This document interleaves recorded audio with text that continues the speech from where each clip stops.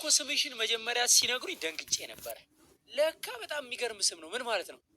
ሚሞን አሸነፈች። አሸነፈች? በምን ቋንቋ? በኦሮምኛ። አንጀትሽን ቅጥል የሚያደርግሽ ማን ነው እናንተ ጋር? ሀሴት። ሀሴት ነች። ሀሴት ልንገር ምንም ሳላረጋት ይህን ነገር አካፊ ስላት ይህ ብትለኝና ተያ እኔ ሽትሽ አይደለም ይህ ብላት እንትን ትለኛለች። እኔ ውስጥ ርር ነው የምታረገው። ከእናንተ ትምህርት ቤት በጣም ቆንጆ ማን ነው? ሚኪ። ኦኬ።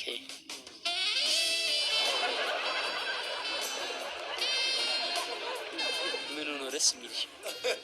ሁሉ ነገር። ሁሉ ነገሩ?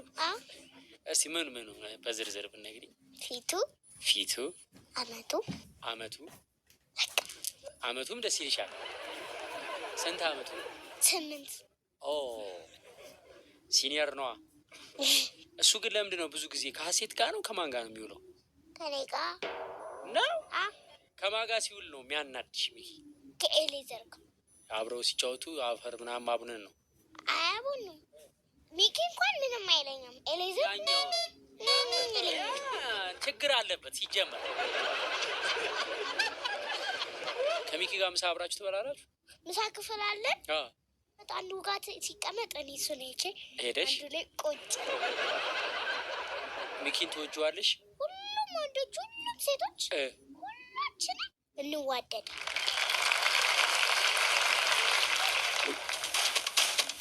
መንካት አይቻልም፣ ማንሳት አይቻልም። በአይንሽ አይተሽ ይሄ ነው ብሎ መገመት ነው። እማዬ ቡና የምጠጣው ከማን ጋር ነው? ከጎረቤት ጋር። እነሱ ተሰብስበው ሲጫወቱ አንቺ ምን ትሰሪያለሽ? እቃቃ እጫወታለሁ። እና እቃቃ እየተጫወትሽ እነሱ የሚያወሩት ወሬ ላይ ጆሮሽን ጣል ታደርጊያለሽ አይደል? ሀቀኛ። እንደው ጆሮሽን ጣል ስታደርጊው ማለት ነው ከሰማሻቸው አስገራሚ ወሬዎች አንዱ ንገሪኝ። የቤት ኪራይ የቤት ኪራይ ምን? የቤት ኪራይ እንደዚህ አድርገን እንደዚህ እንስጣቸው ይላሉ። ብዙ ጊዜ የሚያስጨንቃቸው የቤት ኪራይ ነው። የቤት ኪራይ እንደሚያስጨንቃቸው ሲያወሩ አንቺ ምን ይሰማሻል? ጭንቅ ይለኛል። ምን ታደርጊያለሽ ሲጨንቅሽ? ምንም አላደርግም። ዝም ብዬ ቃቄን እጫወታለሁ። ስካፍል ግን ኡፋ ይላል። እማዬ ምን እንደምትሰራው እናትሽ? ቡና ምን ማድረግ? ሰራ ትንሽ ሰራ ወጥራ ነው የምትሰራው። አስፋልት ላይ ንጹህ ቡና ነው የምታፈለው ወይስ ገብስ ምናምን? ንጹህ ቡና። ዋልታ አትጨምርም ገብስ? ያዋጣታል። አንቺ ቡና ትጠጫለሽ? አልጠጣም። ኧረ ተይ። እንደ ልጅ እኮ ቡና የጠጣው። ቤት ኪራይ ስንት ነበር የምትከፍሉት? 4000 ብር። እዴ አዲሱን ቤትም 4000። አልተወደደም? ተወዷል። ኬት ታመጣላችሁ? ሳንብላ ነው የምንሰጣቸው።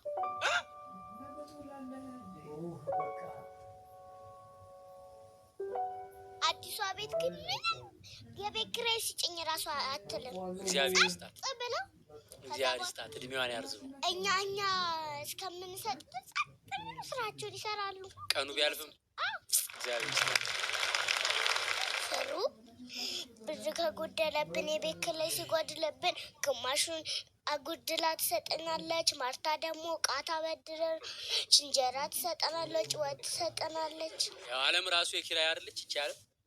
ገብቷቸዋል ማለት ነው። እግዚአብሔር ደግሞ በምድር የታገሱትን በሰማይ ይታገሳቸው። ድሮ ግን ሳትበሉ ሁሉ ትከፍሉ ነበር ማለት ነው። ያስጨንቃችኋል ቤት ኪራይ። ለራታችን ትንሽዬ ዳቦ ነገር ገዝተን እንበላና ያንን 4000 ብር ለእነሱ እንሰጣቸዋለን። አንቺ ግን እማኝ እኔ ለእነሱ ከሚሰጥ ልብስ ግዢልኝ ምናምን ብለሽ አታውቂም? ሰው እኮ እየገዛልኝ ነው። ጓደኞቹ እኮ አሉኝ። የአንቺ ጓደኞች ደግሞ ልብስ ይገዙልሻል? እና ህፃን አይደሉ እንዴ? ህፃን አይደሉም እኮ እና ትልቅ ሰው ናቸው እንዴ? እነማ? ሚሚ፣ አዱ ደግሞ ፍቃዱ ቃልን ገዛ ስንል ያ ብር ሲያንሰን ችግር የለም ሌላ ቀን ትከፈላላችሁ ብሎ ባለሱቅ ነው። አዎ ፍቃዱ እና የአንቺ ጓደኛ ነው እሱ? ነው። ቃሉም የኛ ነው። ሚሚም የአንቺ ጓደኛ ነች? አብራችሁ ቃቃ ትጫወታላችሁ? አሁን 10,000 ብር ድረስ የምታሸንፍበትን የስልክ ጥያቄ ነው የምናደርገው። በአንድ ጥያቄ 2,000 ብር ስልክ ትደውላለች። ሌላ ሊሞና እባላለሁ። እንዴት ነሽ ሊሆን? ደህና ነሽ? ደህና። ጥያቄ ልጠይቅ ነው። ተረትና ምሳሌ። ከበሮ በሰው እጅ ያምር። ከበሮ በሰው እጅ ያምር ዳሽ። ከበሮ በሰው እጅ ያምር ሲይዙ ተደናገር። በጣም ብዙ ጊዜ ቆንጆ የሚሆኑት ወንዶች ናቸው ወይስ ሴቶች? ወንዶችም ሴቶች። በተፈጥሮ ቆንጆ መሆን ይቻላል ብለሽ ታስቢያለሽ? አዎ። በሜካፕስ? ልጆች ግን በሜካፕ አይደለም፣ በራሳቸው በፍጥረታቸው ያምር። ሽማግሌ ለምን ይጠቅማል? ለሰርግ። እንዴት? ሽማግሌ ይላካላ። የት ነው የሚላከው? ሙሽራው ጋር ይላክና እንደዚህ በላቸው እነዛን ሰዎች፣ ኑ ኬክ ብሉ፣ ኑ ስፕራይት ጠጡ። ሽምግልና ሲላኩ ሽማግሌዎች ሄደው ኑና ኬክ ብሉ፣ ስፕራይትም ጠጡ። ከዛ የሙሽራዋ ቤተሰቦች ምን ይላሉ? ምላሹ እሺ መጣን፣ ልብሳችን ቀይረን። ምን አይነት ልብስ ነው የሚለብሱት? ሙሉ ቀሚስ ነው፣ ከፊት እንደዚህ የተቆረጠ ቅድ ያለው። ከዛ ስፕራይታችንን ለስፕራይታችሁ፣ ኬካችንን ለኬካችሁ ይላሉ ማለት ነው። ከዛ ይቀያየራሉ። ከዛ ሊበሉ ሲል ቆይ ተጸልቶ ነው የሚበላው። ከዛ ተጸልቶ ምን ማለት ነው? ስለሚቆላመጥ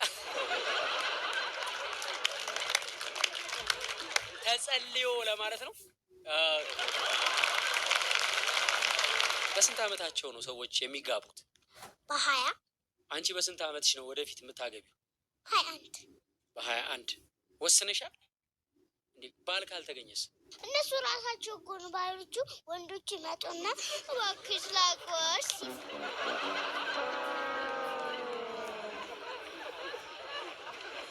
እስከ 21 ዓመትሽ አንቺ የምትወጂውን ሰው ካላገኘሽስ? እንዴ ፈልጓለሁ። የምትፈልጊው አይነት ሰው ካልተገኘስ? የማልፈልገው ነው ገባኝ። እሱ እስከሚገኝ ድረስ የምትፈልጊው እስኪገኝ ድረስ ጉድፈላ። ቆይ አሁን አንቺ የምትፈልጊውን እስከምታገኝ ድረስ የማትፈልጊውን አገባሽ። ከዛ የምትፈልጊው ሲገኝ ይሄኛው ያገባሽውን ምን ታደርጊዋለሽ? እንዴ እፋታለሁ። እኔ ወለድኩትን ለሱ ሰጥና የምፈልገውን አግብቼ ልጅ ሳድጋለሁ ከሱ ጋር። እንዴ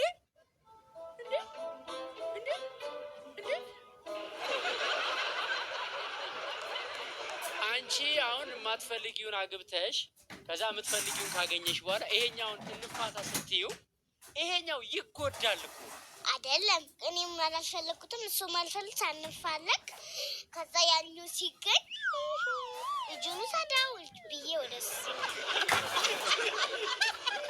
የልጁ እናት እኮ ነሽ። ይሄኛው አንቺ ባትወጂውም እሱ ይወድሻል እኮ። እግዚአብሔር ደግሞ መፋታትን ይጠራል በመጽሐፍ ቅዱስ። አዎ ግን እኔ ያንን ነው የፈለኩት። ታዲያ ወይ መጀመሪያ አለማግባት ነው አማትወጂው። እሱ ያለማ ገና ለገና የምወደውን አላገኘውም ብለሽ የማትወጂውን ሰው እንዳታገቢ እሺ። ለምን?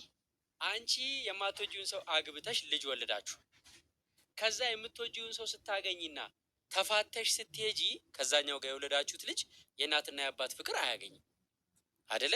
ባልና ሚስት ሲፋቱ ልጆች የእናትና አባት ፍቅር በደንብ ያገኛሉ? አያገኙም። ስለዚህ ልጁ ምን ይሆናል? ይጎዳል አይደለ?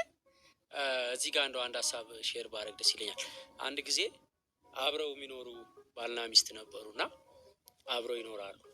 ነገር ግን በኋላ ሰማ ለ10 ዓመት ያክል አንድ ቤት አብረው ቢኖሩ ለልጆቻቸው ሲሉ አብረው እንደሆኑ፣ ነገር ግን እነሱ እንደዛ እንደሆነ ሰማውና በልጅነት ስለሆነ የሰማሁት አልተረዳሁትም ነበር። አሁን ግን እያደጉ ሳስበው ልጆቻችን እኛ የነገርናቸውን ሳይሆን እኛ የኖርነውን የሚሆኑት። ይሄ በቃ በጣም ማይፋቅ እውነት ነው። እኛ ከተለያየን በነገራችን ላይ በቃ የተለየ ዕጣ ፈንታ መጠበቅ የለብንም ለልጆቻችን። የፈለገ ብንመክራቸው ማለት ነው፣ የፈለገ ብናስተምራቸው እና አንዳንዴ ለልጆች የሚከፈል ዋጋ በህይወታችን ውስጥ መኖር አለበት። ለልጆቻችን ስንል የልጆቻችን ህይወት እንዳይበላሽ ስንል እኔ አሁን ለመፍረድ አይደለም። ሰው በሁለት መንገድ ይጸድቃል ይባላል፣ ወይ በመመንኮስ ወይ በማግባት።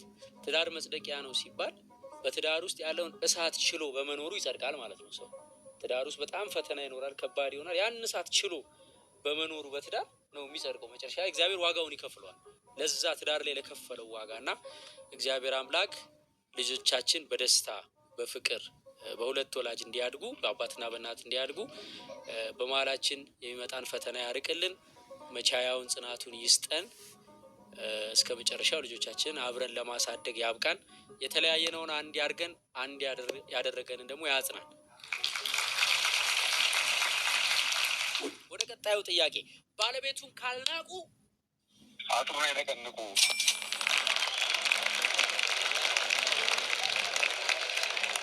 ኢትዮጵያን ታውቂያታለሽ? አዎ። ምንሽ ናት? ሀገሬ። መልኳ ምን አይነት ነው? አረንጓዴ፣ ቢጫ፣ ቀይ። ኢትዮጵያ የምትወደው የትኞቹ ልጆቿ ነው? ሁሉንም ትወዳለች። እነዚህን ግን በጣም ነው የምወዳቸው ብላ ለይታ የምትወዳቸው የሉ? ሁሉንም በጣም ነው የምትወደው። ደሃውንና ሀብታሙን እኩል ትወዳለች? አዎ። በሽተኞቹንም ጤነኞቹንም እኩል ትወዳለች? አዎ። የሚጣሉትንም ሰላም የሆኑትንም እኩል ትወዳለች? ሁሉንም ነው የምትወደው? ሰላም ያልሆኑትንም ፊታቸው የሚናደዱትንም ትወዳለች። እሺ፣ ዓለም ላይ በጣም የምታየው ነገር ምንድን ነው? መልካም የሌለበት ሰፈር። አንዳንድ ሰው ብሎ እናቴ ላይ ሲጮህ ብሎ አባቴ ላይ ሲጮህ፣ እኔ ደግሞ ሰላም የለውም እንዴ ሰውዬው።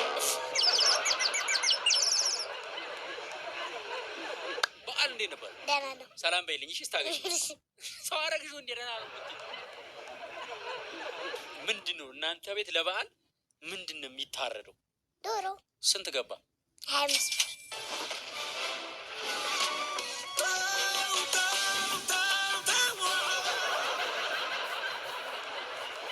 አይደለ? ተወደደ? በጣም አልተወደደም?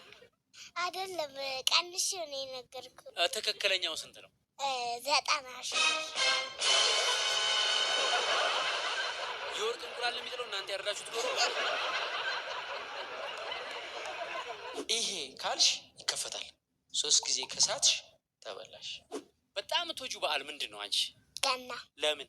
ዶሮ ስለሚታረድ። እንዴ ለፋሲካ አታርዱ? እናርዳለን። ለእንቁጣጣሽ አታርዱ? እናርዳለን። ምንድን ነው ገና ለየት ያደረገው? የክሪስማስ አላ እሱ ነው። ክሪስማስ ትሰራላችሁ? ሰራንን።